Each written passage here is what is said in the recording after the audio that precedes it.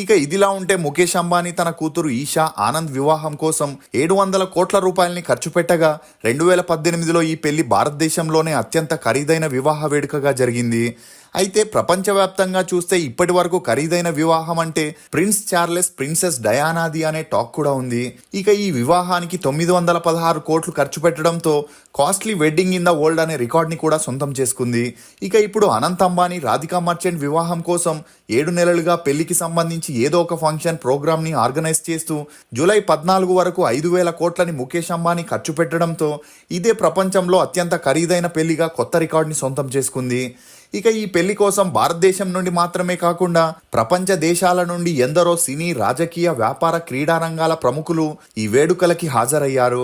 ఇక 2023 జనవరి 19న అనంత్ రాధిక ఎంగేజ్మెంట్తో స్టార్ట్ అయిన ఈ వేడుకలకి బాలీవుడ్లో ఉండే super stars, upcoming stars, supporting ఆర్టిస్టులందరూ హాజరై ఆ తర్వాత గుజరాత్ జామ్నగర్లో జరిగిన ప్రీ వెడ్డింగ్ వేడుకల్లో కూడా పాల్గొన్నారు.